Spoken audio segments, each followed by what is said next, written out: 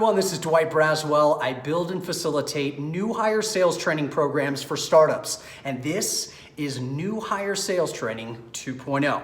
Let's talk about a compelling reason to do business.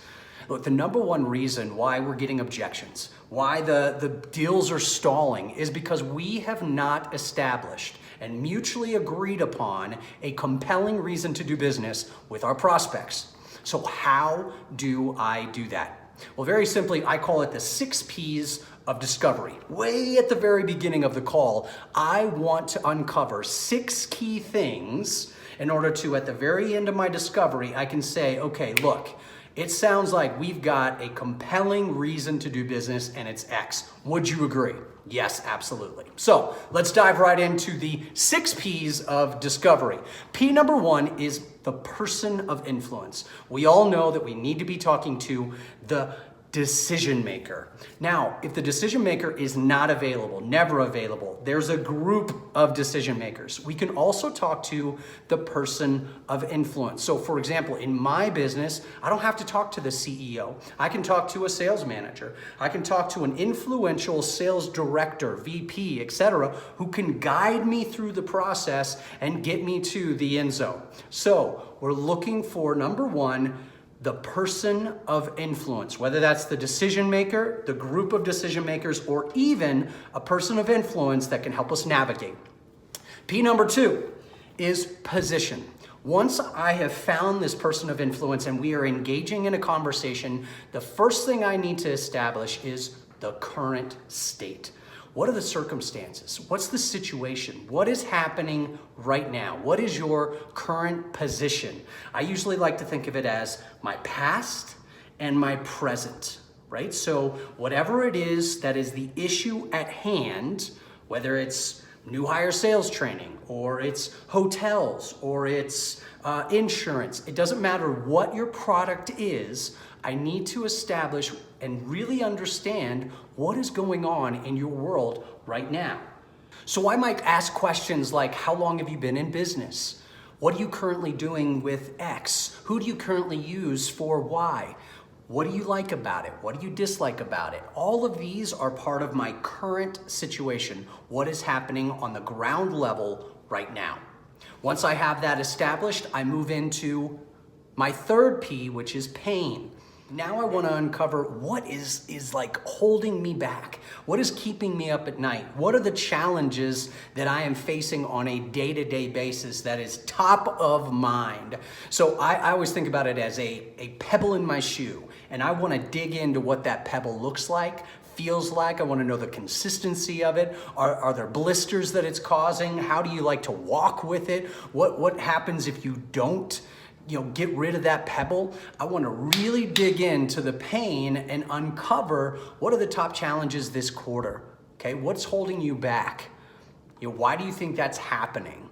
Those are the type of things. Tell me more about that. I really want to sit back at this point and really uncover what is the pain point or pain points that are really driving me crazy. And what I'm listening for are those negative words, those hot button words like I can't, right? We never, and you can feel it, right? And those are the ones that I wanna dig into and start asking deeper questions that tell me more about that. Why is that happening to you? What really bothers you about that? What happens if you don't overcome that, right? Those are the things that I'm gonna dig deeper. So P number 3 is pain. At that point, then I can move into priorities. Now, priorities are my needs, right? My musts, my we have to. And this is a desire to change. I am looking for, with my priorities section, I am looking for a desire to change. So those are the words I'm looking for. We have to, we must, what we're looking for, our priorities right now. And what I want to start doing is ranking those priorities, right? So if they say our managers have no time because they're having to train their reps at the same time they're trying to manage their tenured reps, and we just don't have the time. Boom, I can feel that pain. Okay, so what must happen in the next quarter to relieve that? What's the priority right now? Well, we have to do this. We have to find somebody who can take over. We are right? So now I'm understanding, okay, there's a need here, but it's prioritized. You have to be careful when we're talking about needs or priorities that we are not pushing something on them, right? They may be complaining about something. There might be a problem there, but they may not want to fix it. That is not a priority right now. We have all these other things that we have to do. So new hire sales training is not a priority right now. We have to do X, Y, and Z before we can get to that point, right? So that means it's a lower priority.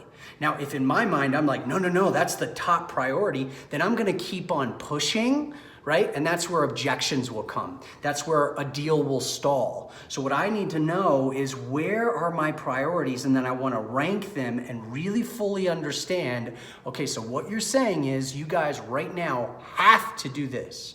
You must do this, right? These are desire to change the current state, right? So then at that point, once I've established some priorities, now I can move into perspective. So now that I have the current state, what's the perspective? Are you motivated? Is there urgency behind it? Are you okay with it? There's a difference between me being motivated, me kind of pushing my urgency on someone, and them being indifferent. No, it's fine. But dude, so my car right now, I have one of those cars that has like the parking assist, where it can tell you how close you are, and it starts to kind of beep once you get too close. Well, that is broken right now. So at this point, a guy could say, well, don't you need to go get that fixed? No, I don't care. I know where to park. But you're missing that feature. Don't you need to do it? No, it's not a priority to me. I don't care right now.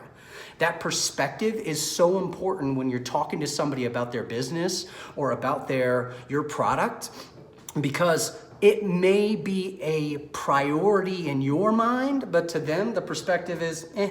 So this is where you're establishing the motivation, okay? What happens if you don't, right? What are the consequences if you do?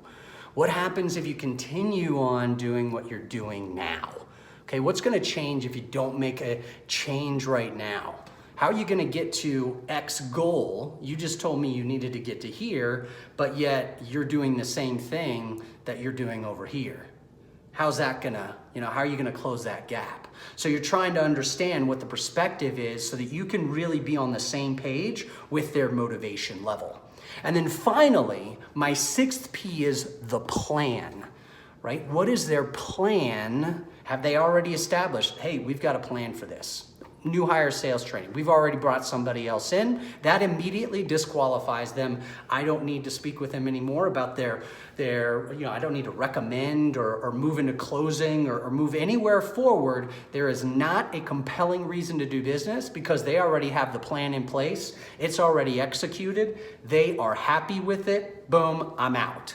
Right? So the plan, well, you know what? We haven't come up with anything yet. Boom.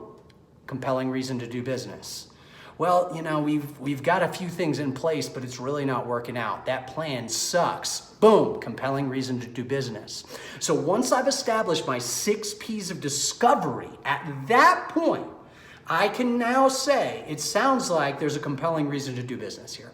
There's a compelling reason to change something, right? So P number 1, person of influence. I'm making sure that I'm speaking to the right people at the right time. Okay. P number 2 is the position. Where are you right now? Maybe your past and your present. And then I get into my pain with number 3. What's really driving challenges, the hurt, and I'm listening for those pain words, the can't, never, right? I want to get that. I want to get that frustration, the pebble in the shoe. And then after that, number 4, I'm going to get into the priorities. Okay, what are the needs? What must happen? We call it the desire to change words. So I'm looking for the must. We have to. We're looking for, right? If I don't have that, I haven't established a compelling reason to do business yet. And then we look at number 5, their perspective. Are you comfortable where you are right now? Do you have to change? Are you motivated or are you indifferent? Okay, do you like the status quo or does something have to change? And then finally, the plan. Do they already have a plan in place and you're wasting your time spinning your wheels? Or is there an opportunity there? Is there a gap in what they're doing? Or maybe they don't even have a plan yet. And so therefore, boom, we've established there's a compelling reason to do business. So as you're building up not only your new hires, but even your tenured reps, introduce the compelling reason to do business. There has to be, if I get off the phone, I've just talked to someone and I say, okay, what's the compelling reason to do business? It's A, B, and C. Boom. If they don't know what it is, go back and refresh them on the 6 P's of discovery. That will help you move things along at the very end. It will help you overcome objections. It will serve you in such a major way. Stop trying to get them to ask 13 questions, 10 questions, whatever. Have them check the box on the 6 P's, and you'll find your compelling reason to do business. All right, let's do this. Subscribe and click the bell so that you never miss a video. Then, if you found this valuable, give it a thumbs up and share it with 3 people right now.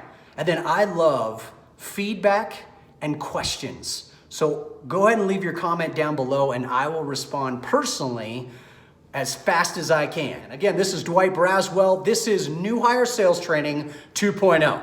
We'll see you in the next video. Take care.